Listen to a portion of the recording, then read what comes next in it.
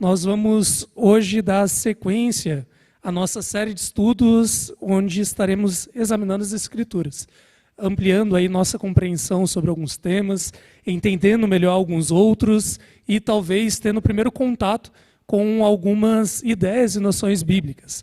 Nós falamos na semana passada a respeito da Bíblia em si. Falamos que a Bíblia é ali a base doutrinária ou a base de crenças de qualquer cristão. Falamos da importância desse texto, da evolução dele. Falamos a respeito do quão essencial ele é para o andamento da vida do ser humano que decide se dedicar a Deus. E hoje nós vamos começar a explorar alguns conceitos que nós vamos explorar aí todas as quartas até o fim deste ano. Nós vamos hoje falar a respeito da guerra do céu e sobre o conceito de pecado. O conceito de pecado já foi abordado aqui, inclusive por mim, há algumas semanas ou meses, para ser mais exato. Mas eu vou retomar também esse conceito no contexto dessa guerra no céu. Antes de nós começarmos a estudar a Bíblia, eu te convido a fechar os seus olhos e logo depois nós começaremos a ler o texto bíblico. Feche seus olhos, vamos falar com Deus. Senhor Jesus, grandioso Pai, nós te damos graças pela oportunidade de estudar a Tua Palavra e neste momento pedimos a Tua iluminação, que o Teu Santo Espírito abra a nossa mente e o nosso coração para que entendamos a Sua vontade. Nós te oramos em Teu nome. Amém. Quando falamos a respeito de guerra e introduzimos o conceito do céu, nós aparentemente falamos de algo que não parece fazer muito sentido. Você falar de uma guerra que acontece no céu. Contudo, quando nós olhamos para a Bíblia, nós conseguimos perceber muito claramente essa descrição. Uma descrição que muito provavelmente você já ouviu em algum momento, mas que talvez não a conheça tanto quanto deveria. Se você estiver aí com a sua Bíblia, eu te aconselho fortemente a estar, abre ela lá no último livro da Bíblia, lá no capítulo 12 de Apocalipse, onde nós temos aqui o registro dessa guerra, do início dessa guerra, do primeiro ato dela que acontece ainda no céu. Se você não estiver com sua Bíblia, você tem um tempinho para ir lá pegar, caso você esteja em casa, e se preparar aí para poder estudar. Nós vamos precisar bastante dela ao longo dessa aula, né, e das próximas também. Nós, quando chegamos em Apocalipse 12, depois de passar ali por várias informações históricas, por várias informações proféticas, narrando inclusive o trono de Deus, narrando outras questões como a abertura dos selos, do rolo que estava selado, nós temos aqui em Apocalipse 12 a descrição de algo muito interessante. Se você puder acompanhar comigo, a partir do verso 1, nós lemos o seguinte: viu-se grande sinal no céu, a saber, uma mulher vestida do sol, com a lua debaixo dos pés e uma coroa de 12 estrelas na cabeça, que achando-se grávida, grita com as dores de parto, sofrendo tormentos para dar à luz. Nós temos um primeiro personagem aqui nessa introdução de Apocalipse 12, que é uma mulher. Uma mulher descrita como sendo extremamente pura e gloriosa. Ela é vestida de algo resplandecente. Você olha para ela, para as vestes dela, parece que ela está vestida do sol. Ela tem ali em sua cabeça 12 estrelas colocadas em uma coroa. Algo muito incrível de se observar. Além disso, essa mulher está grávida e ela está a ponto de dar à luz a um filho.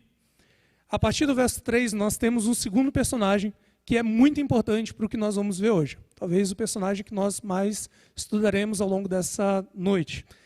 Diz o seguinte no verso 3: viu-se também outro sinal no céu, e eis agora um dragão, oposto àquela mulher, um dragão grande, vermelho, com 7 cabeças, 10 chifres, e nas cabeças 7 diademas ou coroas. Mais ou menos a mesma ideia.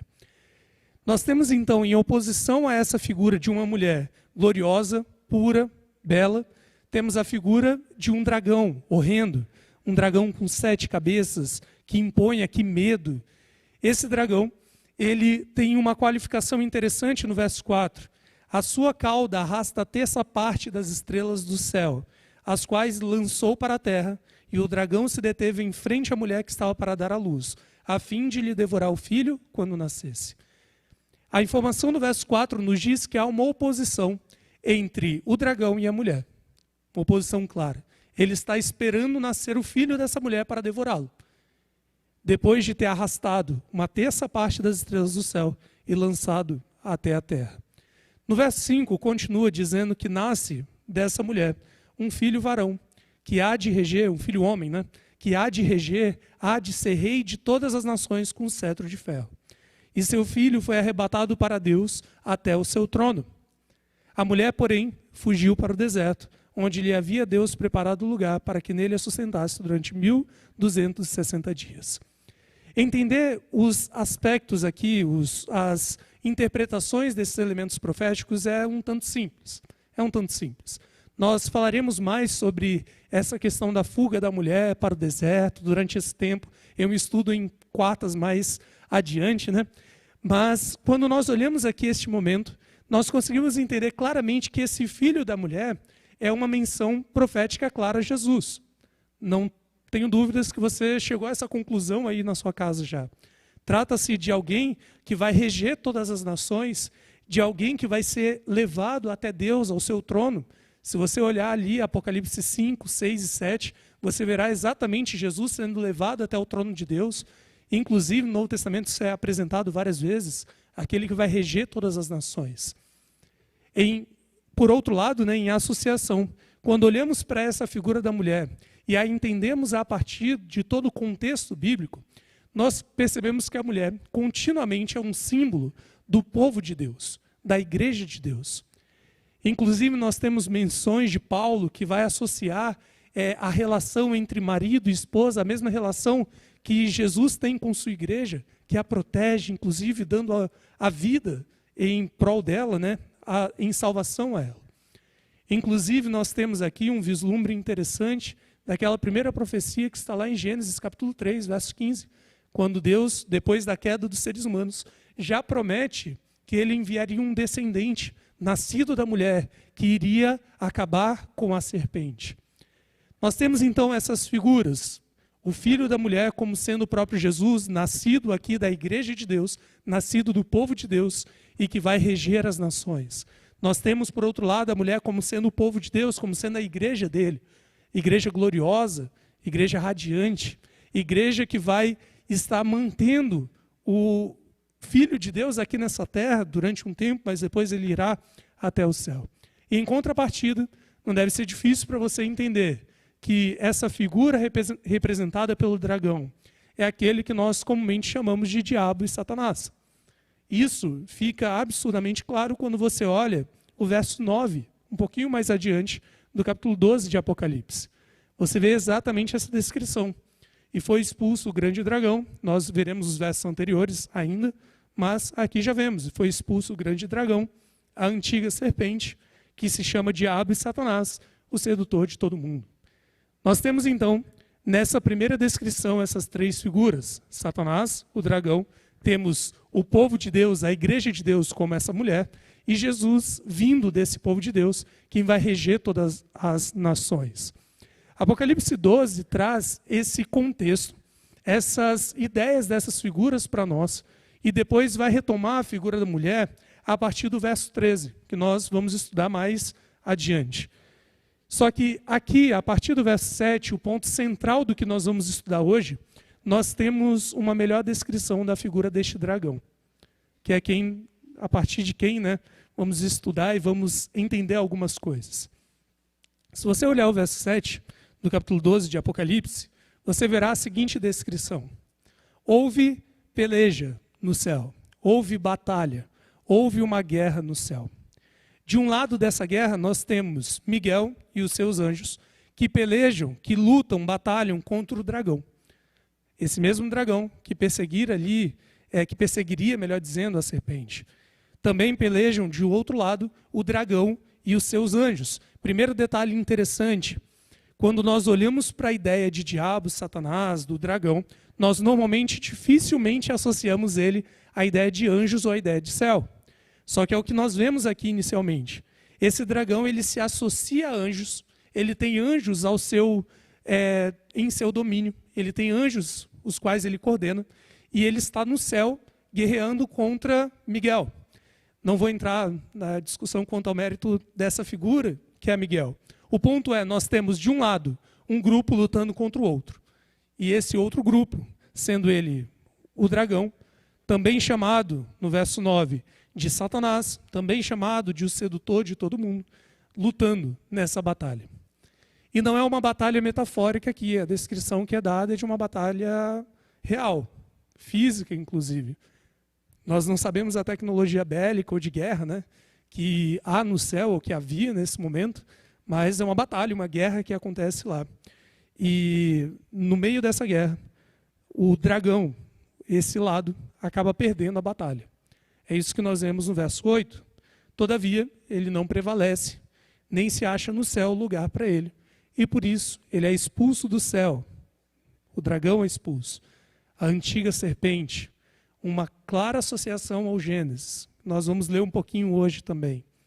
Também chamado de diabo e Satanás, sedutor de todo mundo. Ele é tirado para a terra e com ele os seus anjos. Aqui nós temos essa descrição, melhor, essa aplicação histórica do que seria aquela terça parte de estrelas que ele tira do céu e expulsa para a terra, sabe? Uma referência aos anjos que estão ao lado dele. Uma referência aos anjos que compram o seu lado nessa batalha. E esses anjos, eles também são expulsos para a terra, junto com o dragão. Nós vamos hoje explorar um pouco a ideia desse personagem, né? Do dragão, do diabo. Um personagem que precisa ser muito bem compreendido, porque normalmente ele não é. Normalmente ele não é. Eu sei que nenhum de nós ainda constrói mentalmente a ideia do diabo como aquele ser horrendo, de chifres, vermelho e etc. Eu sei que todo cristão minimamente racional, ele consegue já dissociar a realidade bíblica disso.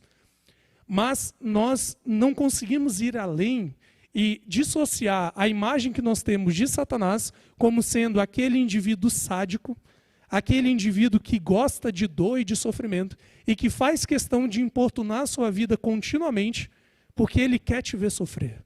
Ele gosta disso. Essa visão que é tão equivocada quanto aquela figura horrenda, vermelha, com chifres e etc., ela não sai do nosso imaginário. E isso é algo muito compreensível. Porque pensa um pouco comigo. É muito mais fácil eu criar uma imagem, uma figura de um mal encarnado, para o qual eu posso transferir toda a minha responsabilidade, justificar todos os problemas que eu vivo e conseguir assim me isentar de qualquer coisa que eu passar. Não tem a ver comigo, não tem a ver com nada além. É aqui culpa do diabo, é culpa de Satanás, dessa figura horrenda que faz questão de me fazer sofrer. É muito fácil criar essa imagem. O problema é, essa imagem ela não é bíblica. Satanás não nos é apresentado assim. É algo muito mais relevante. Algo muito pior em essência, mas algo que faz uma diferença enorme quando a gente compreende. Entender, então, essa figura e entender as demandas que causam essa guerra é extremamente relevante para a gente entender o que acontece hoje na nossa realidade. Muito relevante. Primeira informação importante sobre essa figura é o seguinte: nós não sabemos o nome desse personagem. Nós não sabemos. Na tradição judaica, ele é chamado de Samael. Aqui na Bíblia, ele recebe alguns nomes, mas nomes que estão muito mais associados às suas funções ou características do que a, de fato, sua pessoa, né? Nós temos, por exemplo, a menção ao dragão como esse símbolo mitológico de algo ligado normalmente ao mal, ligado à destruição e etc. Nós temos a descrição dele como diabo, que é uma palavrinha grega que vai significar algo como acusador, ou alguém que fala mal do outro, alguém que fala contra o outro. Nós temos a palavra Satanás, que vai vir do hebraico, que vai significar inimigo ou adversário. Todos esses elementos como símbolos desse personagem, que já nos é insinuado aqui como sendo um anjo, como sendo alguém associado a anjos e que estava no céu. A Bíblia ela descreve ainda detalhes para nós e inclusive nos ajuda a entender um pouquinho mais sobre um outro nome que popularmente é dado para essa figura.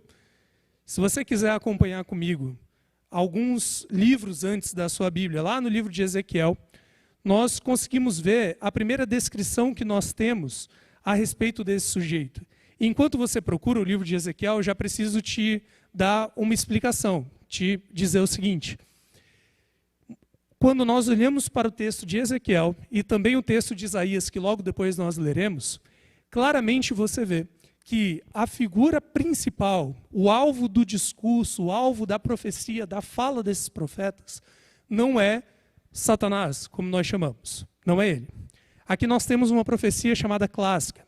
Uma profecia que comumente se vale de questões imediatas, de questões do momento ali, para poder falar de algo que vai além, que transcende esse momento. O que nós temos então? Aqui em Ezequiel capítulo 28, que você já pode ir abrindo, nós temos uma profecia, ou um discurso do profeta contra o rei de Tiro, de uma região ali, de uma cidade da época do profeta. O profeta então se vale desse personagem de Tiro para poder transcendê-lo e falar de algo que vai além. Falar daquele que é a raiz desse comportamento, certo? O próprio que nós chamamos de Satanás. Tudo bem? Então ele não está falando diretamente de Satanás aqui, mas ele fala contra Tiro e se vale de Tiro para falar de algo que transcende ele, que vai além dele, que é essa figura que dá a base do comportamento de Tiro, por exemplo, ou do rei de Babilônia, como nós veremos em Isaías 14. Ok? Entenderam essa questão? Maravilha. Inclusive, aí vai um detalhe interessante. Essas falas aqui são irônicas, são sarcásticas. Normalmente é o profeta meio que tirando sarro mesmo do rei, que ele está proferindo aqui esse discurso. Vamos ler então, capítulo 28 de Ezequiel, a partir do verso 2. Nós lemos o seguinte, né? Filho do homem, dize ao príncipe de Tiro, assim diz o Senhor Deus, visto que se eleva o teu coração e dizes, eu sou Deus, sobre a cadeira de Deus me assento no coração dos mares, e não passas de homem e não és Deus, ainda que estimas no teu coração como se for o coração de Deus. Sim, é mais sábio que Daniel, não há segredo algum que se possa esconder de ti, todo um discurso irônico, sarcástico. Pela tua sabedoria e pelo teu entendimento alcançastes o poder e adquiriste ouro e prata nos teus tesouros. E assim ele vai continuando, insultando ele, dessa forma requintado, obviamente, e vai apresentando essas lamentações contra ele, essas informações contra ele. Até que chegamos no verso 11, momento em que Satanás ele começa a ser descrito como sendo aquele símbolo que o rei de Tiro vai reproduzir. O indivíduo, né, que vai ser ali o estopim de homens como o rei de Tiro. No verso 11, então, ele continua. Veio a minha palavra do Senhor dizendo, filho do homem, levanta uma lamentação contra o rei de Tiro e diz-lhe, assim diz o Senhor Deus, tu és o sinete da perfeição, cheio de sabedoria e formosura. Estavas no Éden, jardim de Deus. De todas as pedras preciosas te cobrias, o sádio, o topázio, o diamante, ele vai continuar descrevendo muitas pedras aqui. De ouro se te fizeram os engastes e os ornamentos. No dia em que fostes criado, foram eles preparados. E no verso 14, ele continua. Tu eras querubim da guarda ungido, e te estabeleci. Permanecias no monte santo de Deus, no brilho das pedras andavas. Primeira informação, ele é descrito como sendo um anjo. Algo que condiz com Apocalipse capítulo 12. Um ser que está ali associado a anjos. E ele não é um anjo qualquer. Ele é descrito como sendo um querubim da guarda. O querubim, ele tem a descrição na Bíblia que equivale na nossa língua e na nossa cultura como cobridor. Aquele que é responsável por cobrir. Nesse caso específico, estamos falando do querubim que protegia, entre aspas, né, que cobria o trono de Deus. Ele tem sob sua responsabilidade o cobrir o trono, a glória celestial. Ele é isso, um querubim, um anjo de guarda. Não sei se você já viu em algum momento aquelas fotos antigas, normalmente de tronos antigos, em que você tem uma cadeira, o trono, né, e do lado alguns animais, normalmente leões, assim. Esses eram os querubins. Ou na frente dos palácios, normalmente você tinha isso, os querubins, os cobridores, aqueles que estavam cobrindo a glória ou protegendo, no caso terreno, os reis, os monarcas. Esse indivíduo ele é descrito como sendo um querubim da guarda, um anjo de alta hierarquia que assistia diretamente perante Deus. Ele permanecia no Monte Santo de Deus, no local de sua habitação, andava nos brilhos das pedras. Até que no verso 15 é dito que ele era perfeito nos teus caminhos, desde o dia em que fora criado, até que se achou iniquidade em ti, ou nele, neste caso. O verso 17, ele continua essa ideia. Ele vai dizer: elevou-se o teu coração por causa da tua formosura. Você olhou para si mesmo e se achou muito bonito, se achou muito bom, e o seu coração ficou muito elevado.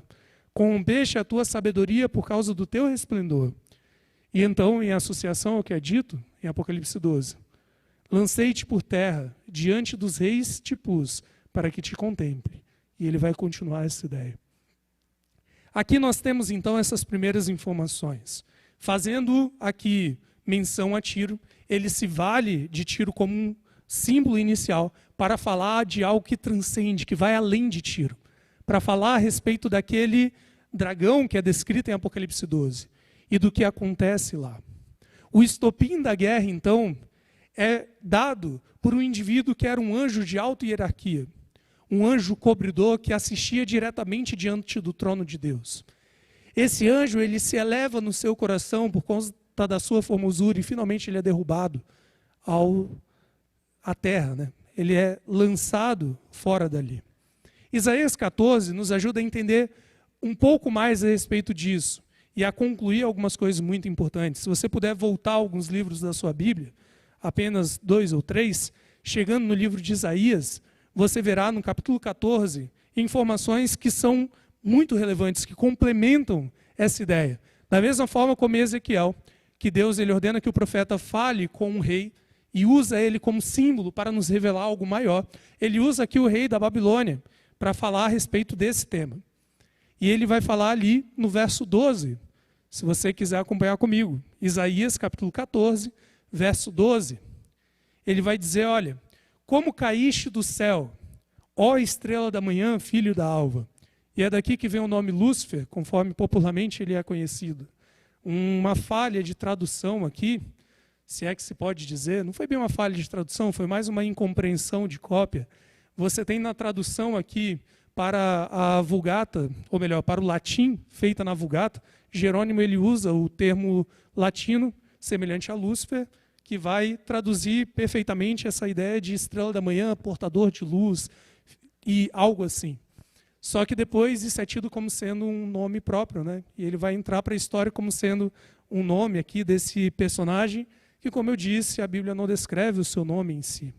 Em todo caso, a descrição é: olha, como caíste do céu, ó estrela da manhã, filho da alva, como foste lançado por terra, mesmo contexto que vai ter lá em Apocalipse 12, Ezequiel 28, como foste lançado por terra, tu que debilitavas as nações. E aqui vai explicar um pouquinho mais para a gente o que explodiu essa guerra no céu.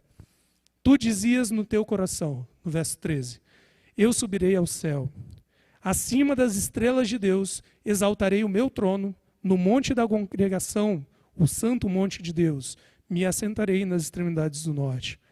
O verso 14 vai ainda além. Subirei acima das mais altas nuvens e serei semelhante ao Altíssimo. A descrição que nós temos, portanto, é de um anjo querubim, um cobridor, um anjo de alta hierarquia, que tem em seu coração o anseio de se colocar em seu trono acima de toda a realidade, de todas as criaturas, e ser, portanto, semelhante ao próprio Deus. Deixa eu traduzir para um aspecto mais concreto essa realidade, para que você entenda muito bem. Nós estamos falando aqui da ideia de um golpe de Estado. Um ser é como se fosse, isso é muito comum nas nossas sociedades, por exemplo. Digamos que nós temos aqui, dentro dessa igreja, um reino. E o nosso rei, ele fica sentado ali no Avíbios, no lugar mais alto ali. Ó. Então, o Gabriel é o nosso rei. Ao lado dele, nós temos o Vitor. O Vitor, ele é o chefe da guarda dele. O homem mais importante dentro de todo esse governo, desse reino que aqui está. Até que, em determinado momento, o Vitor ele decide tirar o Gabriel do seu trono e decide se colocar como rei. Ele acha que ele já tem influência suficiente sobre os demais, sobre os seus pares. E com isso ele tenta tirá-lo do trono e se colocar como rei. É basicamente isso que acontece aqui. Um anjo de alta hierarquia, ele olha para Deus, o Senhor do universo. Ele habita no mesmo lugar, na capital do universo, nesse planeta que nós chamamos de céu, ou de Santo Monte, de Monte da Congregação, como é chamado aqui. Ele mora nesse lugar junto ao Senhor do universo, ao Rei de todas as coisas, e ele decide tomar o poder. Ele olha para si mesmo e diz: eu sou muito belo, eu sou muito capaz, eu consigo influência sobre os demais. E assim eu posso destituir Deus de seu governo, tirá-lo de seu trono. A descrição que nós temos em Apocalipse 12, dessa batalha no céu, ela envolve exatamente esse contexto. Um ser que decide retirar Deus do seu lugar como supremo rei do universo e colocar-se a si mesmo. Serei semelhante ao Altíssimo. Basicamente, a ideia aqui por trás é a ideia da implantação de um novo governo. A implantação de uma estrutura de regência, uma estrutura de governabilidade mesmo, não pautada na forma como Deus rege tudo, como Deus conduz o universo, mas sim como o próprio Satanás conduz, como o inimigo de Deus conduz. O inimigo de Deus, portanto, e aí vai o detalhe para que você entenda, ele não é descrito nesses locais aqui que nós vimos como um indivíduo sádico, como alguém que gosta de ver dor e sofrimento, mas como um indivíduo que olha para si mesmo e fala: olha, eu consigo um governo melhor do que o governo de Deus. Eu consigo tirar ele daí e me colocar, porque eu vou ser tão bom rei quanto ele, ou melhor, talvez, serei semelhante ao Altíssimo. Essas informações são muito importantes para você entender, porque, como eu disse, mesmo que nós, cristãos, já tenhamos conseguido superar a imagem de Satanás como sendo aquele ser horrendo, com chifres vermelhos, etc., a gente não consegue superar, por vezes, a imagem dele como sendo esse indivíduo sádico, que só quer nos importunar e nos fazer sofrer, e isso nos impede de entender quem ele realmente é. Ele é um símbolo de resistência ao governo de Deus. Ele é o líder de uma rebelião que tenta tirar Deus de seu lugar e falar: eu vou viver como eu bem entender. Eu vou fazer as coisas acontecerem. Satanás, portanto, ele não é descrito na Bíblia como aquele que quer te fazer sofrer. Ele é descrito na Bíblia como aquele, nós veremos isso mais claramente, como aquele que quer que você seja independente de Deus. Que você faça o que você bem entender. Que você seja como o Altíssimo. Entende? Se você olhar lá para Gênesis 3, se quiser me acompanhar, lá no momento da queda, no momento em que, após toda a criação, após Deus ter feito um mundo maravilhoso para Adão e Eva, ter feito ali todo o plano para que o ser humano vivesse uma vida perfeita, harmoniosa, tranquila, em paz, só que com a condição de que ele fosse submetido ao governo de Deus, e por uma razão tanto lógica, porque pense um pouco comigo, se todos nós somos submetidos à vontade de Deus, caso eu tenha, por exemplo, a vontade de matar alguém, eu não vou fazer porque Deus não me deixa fazer. E assim a morte não vai existir. Se eu tenho a vontade de roubar alguém, eu não vou fazer porque a lei de Deus não me permite. E assim nós não teremos violência. Deus estabelece uma lei e Ele coloca um mundo para viver assim, em perfeição, em harmonia, com a condição de que nós fôssemos submetidos às leis de Deus. Essa é a ideia, para que nós conseguíssemos viver assim. Quando nós chegamos em Gênesis 3, nós temos o momento da tentação. E como eu disse, alguns meses atrás, eu já li esses textos com vocês, e a gente discutiu um pouquinho, mas eu preciso retomar. É o momento em que aparece a figura da serpente. Lá em Apocalipse, essa serpente é associada ao dragão, a Satanás. Lembra? A antiga serpente, sedutor de todo mundo, está fazendo menção a esse texto. Mas a serpente, mais sagaz que todos os animais selvagens, verso 1 do capítulo 3 de Gênesis, que o Senhor Deus tinha feito, disse à mulher: é assim que Deus disse, não comereis de toda árvore do jardim. A mulher responde: não, nós podemos comer de tudo, menos do fruto dessa árvore. Eva, ela descreve: olha, o que está em jogo não é comida. E às vezes a gente ainda bate nisso, né? Ah não, o pecado de Eva foi comer daquele fruto. Não foi. Alguns vão ainda além e vão numa interpretação que não faz sentido nenhum e vão falar que isso tem alguma coisa a ver com relações sexuais, esse fruto, algo que não tem nada a ver com o que está dizendo. Essa própria Eva vai descrever, não tem a ver com comida, não tem a ver com fruto. Deus ele mandou não comer daqui. A árvore era um símbolo de rejeição ou de obediência à ordem que Deus tinha implementado. Uma porta de saída. Quando Adão e Eva quisessem viver de uma outra forma, eles poderiam, era só comer daquela árvore, tomar do fruto e comer. Eva, ela diz para a serpente que não tem a ver com comida, a gente pode comer com o que for, menos dessa árvore, porque Deus disse que quando comermos, certamente morreremos. E então a serpente responde no verso 4, o próprio Satanás, aquele mesmo que começa a guerra no céu. Ele diz para a mulher, é certo que não morrereis. E olha o que ele fala no verso 5, porque Deus sabe que no dia em que dele comerdes, se vos abrirão os olhos, e, como Deus, semelhantemente a Deus, da mesma forma que Deus, sereis conhecedores do bem e do mal. Basicamente, Satanás ele chama Eva a repercutir o mesmo comportamento que ele tivera no céu. Se você comer desse fruto, você vai ser como Deus. Você vai ser semelhante a Ele. Você vai poder fazer o que você quiser. Você não vai precisar de um Deus que fala para você o que você deve ou não fazer na sua vida. Você vai agir como você bem entender. Você vai ser Deus. Vai ser independente. Quando nós falamos então em pecado, e foi isso que nós tratamos meses atrás, nós falamos exatamente sobre esse processo de querer parecer com Deus, de querer ser como Ele, de ser independente e de falar, não é Deus que manda na minha vida. Eu pago minhas contas, na minha vida mando eu. Eu faço o que eu bem entender. A essência do pecado sempre foi essa. E está associado a esse contexto dessa guerra que começou ainda no céu. De um anjo que decidiu olhar e falar, eu vou implementar um outro governo. Um governo de independência ao Altíssimo, de fazer o que bem entendermos. Ele cria ali uma batalha, se junta numa batalha, perde essa batalha. Ele é expulso de lá, vem até a terra e consegue convencer os nossos representantes a fazer com que o nosso mundo entrasse nessa rebelião. Infelizmente, o mundo que vivemos, nesse processo de guerra, nesse contexto de guerra que nós temos na descrição bíblica, ele está do lado de Satanás. Ele está do lado da rebelião. É talvez o maior palco disso. Um lugar em que as pessoas não mais dependem de Deus, não vivem segundo a sua vontade, mas segundo a vontade delas mesmas. E se você olhar para a nossa sociedade, você verá que isso é cada vez mais real. Perceba isso.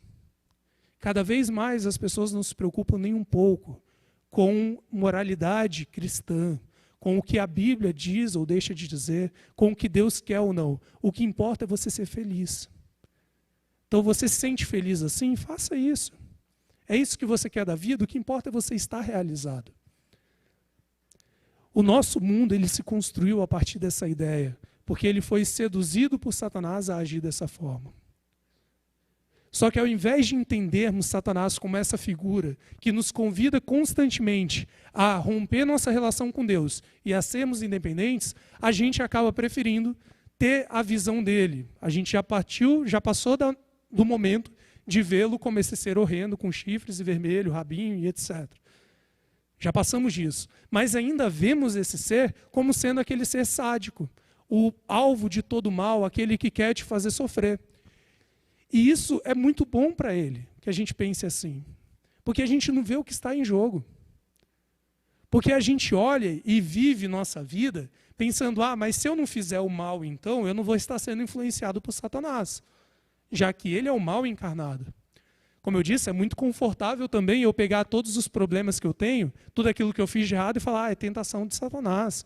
É ele que está aqui importunado, pegar todo o mal do mundo e jogar para cima dele. É mais confortável para a gente criar essa imagem que não é bíblica. Só que isso é muito preocupante. Porque com essa compreensão, nós perdemos de vista que a real ação dele, o real trabalho e interesse que ele tem por nós, não é necessariamente de te fazer sofrer ou de te tornar uma má pessoa. é de te tornar alguém independente de Deus. Que olha para o governo de Deus e fala, eu não vou fazer. Eu vou fazer o que eu bem entender. Eu que mando na minha vida. Se isso significa te fazer sofrer para chegar nessa consequência, ele vai fazer. Para ele está tudo bem. E a gente tem exemplos de pessoas endemoniadas na Bíblia que vão ficar em cemitérios, em degradação e etc. Só que se isso não for necessário, ele vai fazer até o que seja coisas boas na sua vida, desde que você seja independente. Nós temos pessoas endemoniadas na Bíblia também que estão vivendo super bem. Temos, inclusive, o relato de uma mulher que ela consegue adivinhar coisas. Algo que é bom, né? Eu chego para alguém e pergunto, olha, e aí, o que aconteceu? E a pessoa poder me dizer, que maravilha. E a pessoa estava endemoniada. Então entenda que o fato de Satanás ter posse de alguém ou influenciar alguém necessariamente não está associado à ideia de mal. Como nós vemos, né? A ideia de mal como algo ruim, assim, para sofrer e etc. Está associada à ideia de independência. De, no meio dessa guerra entre manter Deus no seu trono ou colocarmos outra pessoa ou nós mesmos, a gente ficar desse outro lado. É por isso que quando a gente fala, mas eu não sou religioso, eu não sou cristão, eu não vou na igreja, eu não me envolvo, mas eu sou uma boa pessoa. Eu trato bem os outros, não faço mal a ninguém, eu ajudo os pobres. Isso necessariamente não te coloca do lado de Deus nessa batalha. De fato, você não é uma má pessoa. Só que se você não for dependente de Deus, se você estiver fazendo tudo isso simplesmente porque você quer, você ainda está do lado de lá da rebelião. Consegue entender? Não é necessariamente fazer ou não bem, fazer ou não mal, mas é o porquê você faz ou não isso. É de que lado você está nessa guerra cósmica por autoridade, por um modelo de governo. Porque Satanás, essa figura, não é descrita na Bíblia como um ser sádico que te quer fazer sofrer ou te fazer o mal. Mas sim é uma figura que quer te fazer ser independente. A agir em desconformidade com a vontade de Deus. É nessa guerra que nós estamos vivendo, nesse contexto. E você precisa todos os dias decidir se você está do lado do grupo que olha para a regência de Deus, para o lugar de Deus como soberano e fala, Senhor, é aqui que eu estou. É isso que eu quero o Senhor como meu rei. Então o que o Senhor mandar fazer, é isso que eu quero para a minha vida. Eu vou ser uma boa pessoa porque o Senhor quer. Eu vou agir assim e assim porque o Senhor está mandando. Mesmo que eu não consiga, porque em natureza eu já estou na parte rebelde. Por isso tem toda a luta cristã e etc. Mas eu quero fazer porque eu reconheço o Senhor como Senhor da minha vida. Nessa batalha você ou vai ter essa posição, ou vai ter a posição de falar, eu vou agir como eu quiser. E aí você pode ser uma pessoa maravilhosa. E isso não vai tirar de você o ser uma boa pessoa. Mas você ainda estará do lado da rebelião. Porque você estará vivendo conforme a sua vontade, não conforme a vontade de Deus. E sabe qual é o problema? O problema é que a eternidade ela só é assegurada àquelas pessoas que reconhecem a Deus como Senhor. E você consegue entender o porquê disso. É fácil entender. Porque alguém, mesmo que seja uma pessoa maravilhosa, ela viva conforme sua própria vontade, enquanto ela desejar fazer o bem, ela vai fazer o bem. Só que o dia que ela simplesmente desejar fazer o mal, ela vai fazer. Porque ela só depende de si mesma. E na eternidade não é possível existir isso, porque senão a sociedade que a gente vai desenvolver lá, ela não vai se manter em pé. Porque uma pessoa que hoje decide fazer o bem, e amanhã olha e fala, quer saber, eu decidi roubar. E ela começar a fazer, desestrutura tudo e vai ter um monte de problemas. A eternidade, portanto, está disponível àqueles que decidem ser súditos de Deus. No meio dessa guerra está do lado de Deus. A reconhecer sua vontade e soberania. É nesse contexto que entendemos alguns textos da Bíblia. Em uns 2 minutinhos, só se você quiser acompanhar comigo, porque quando você estiver lendo esses textos da Bíblia e você não entender muito bem o que está acontecendo lá, eu te convido a entender nesse contexto sempre.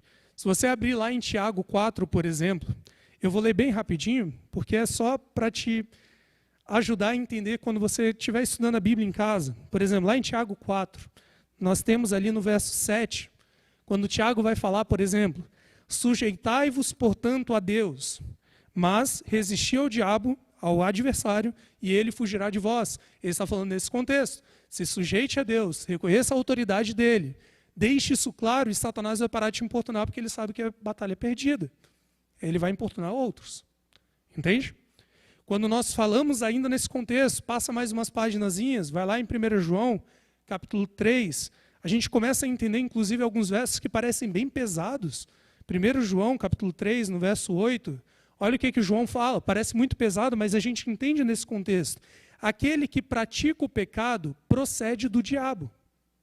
Por que ele está falando isso? Aquele que decide olhar e falar, eu não vou cumprir a vontade de Deus, vou fazer o que eu bem entender, é da mesma turma do diabo, essa é a ideia. É rebelde também. Necessariamente não é uma má pessoa, necessariamente não é alguém que, nossa, eu sou sádico, porque Satanás não é descrito assim na Bíblia, mas é alguém que é rebelde, que não aceita a autoridade de Deus, entendeu? Aquele que pratica o pecado procede do diabo, porque o diabo vive pecando desde o princípio. Para isso se manifestou o Filho de Deus, para destruir as obras do diabo. Se você voltar algumas páginas, chegar lá em 1 Pedro, primeira carta de Pedro, capítulo 5, verso 8, outro verso, mais ou menos nesse contexto, a gente entende a partir dessa estrutura de pensamento. 1 Pedro 5, verso 8, sede, portanto, sóbrios e vigilantes. O diabo, vosso adversário, anda em derredor como leão que ruge, procurando alguém para devorar. Não é que o diabo quer fazer com que a sua família seja destruída. Não é aqui que o diabo quer acabar com a sua empresa. Não é isso.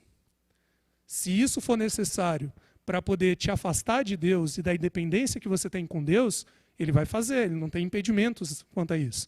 Basta ver a história de Jó, que ele acaba com a vida do cara para poder fazer ele entender que ele tem que romper a relação com Deus. Só que não é essa a questão. O diabo está como um leão que ruge ao seu redor para poder te fazer ser independente. Abandonar as fileiras de Deus. Viver como você bem entender. Fazer o que você quiser. É isso. Quando você ler esses textos, entenda eles a partir do contexto certo. Porque senão você vai fugir de coisa que não é o ponto importante. E esquecer aquilo que realmente importa. O último verso que eu quero ler com vocês, vamos encerrar com isso, algumas páginas anteriores, lá em Efésios, logo depois de Gálatas. Capítulo 6 de Efésios, nós temos um texto muito interessante que fala sobre a armadura de Deus. Aqui Paulo, falando sobre esse contexto geral, falando a respeito de tudo que nós sabemos, de tudo que nós temos sobre essa guerra que acontece no céu. Paulo ele vai te ensinar como você se manter firme ao lado de Deus, mesmo que a sua natureza te influencie para o outro lado. E basicamente ele vai falar sobre vivência cristã aqui. Vai falar, olha, quanto ao mais, no verso 10 de Efésios 6, sede fortalecidos no Senhor e na força do poder, revesti-vos de toda a armadura de Deus para que poderes ficar firmes contra as ciladas do diabo. É a mesma ideia. Se revista da armadura de Deus, porque assim, quando Satanás quiser te fazer ser independente dele, te fazer ser rebelde, você não vai ser. E aí o que ele vai falar? Estude a Bíblia, ore, passe tempo com Deus, se relacione com Ele. Use tudo isso, use a verdade, se vista da couraça da justiça, pregue o Evangelho, vá se envolver na missão, porque se você fizer tudo isso, você nunca vai ser independente de Deus e nunca vai fazer parte do exército inimigo. Só que se você olhar e não reconhecer esse lado, mas simplesmente ficar tendo essa visão do diabo como aquele sádico, responsável por todo o mal, que fica te importunando para você fazer isso ou aquilo, você vai perder de vista a guerra que de fato nós estamos lutando, que é uma guerra de autoridade, de senhorio. Todos os dias você é instigado a ser independente de Deus, a fazer parte do exército desse adversário rebelde. E a escolha que você tem que fazer é, eu vou querer viver conforme a vontade de Deus e ser assim um servo dele, pertencente a esse lado nessa guerra de Miguel e seus anjos, ou eu vou viver como eu bem entender e fazer parte, portanto, desse grupo que é liderado por Satanás. O conselho que eu te dou é que você faça parte do primeiro exército. Porque, como eu disse, a eternidade ela só vai existir para esse grupo. Porque para o outro não seria algo viável, não conseguiria sequer existir. O outro grupo, quando Jesus retornar, depois de 1000 anos que teremos passado no céu, nós estudaremos isso também lá para o futuro. Ele vai se reunir por uma última vez e tentar lutar essa batalha, porque Satanás terá conquistado muito mais soldados, né, para essa guerra. E quando a cidade santa estiver descendo, se você quiser depois ler Apocalipse 20, Apocalipse 19, 20, você verá isso. Quando a cidade santa estiver descendo, ele vai se reunir com esse exército e vai lutar novamente. Crente que poderá vencer, para implementar um governo em que cada um faz o que quer, em que Deus não é o Senhor de tudo. E se você viveu dessa forma aqui, você pode até ter sido uma boa pessoa, você vai estar nesse grupo. A parte ruim, a notícia ruim é que vai descer fogo do céu nesse momento e vai exterminar todos. E vai deixar de existir a eternidade para eles. Porque a eternidade ela precisa acontecer num lugar de ordem, onde vale a pena viver eternamente, porque viver eternamente num mundo como esse, em que cada um faz o que quer, não é legal. Você não poder sair agora, a gente tem que fechar a porta lá da igreja e trancar, porque senão pode ser que alguém entre aqui e assalte todos nós. Não é um mundo que dá para viver eternamente. Por isso que Deus precisa estabelecer esses limites. Meu convite é: escolha ser independente de Deus. Fazer parte desse grupo e não do outro. Amém? Vamos orar? Para encerrar, se você pudesse, coloque de pé para falarmos com Deus e pedir a sua bênção nesse processo. Na semana que vem continuaremos essa série, explorando ainda algumas outras doutrinas, alguns outros conceitos bíblicos, para ter uma visão panorâmica e mais aprofundada a respeito desses conceitos.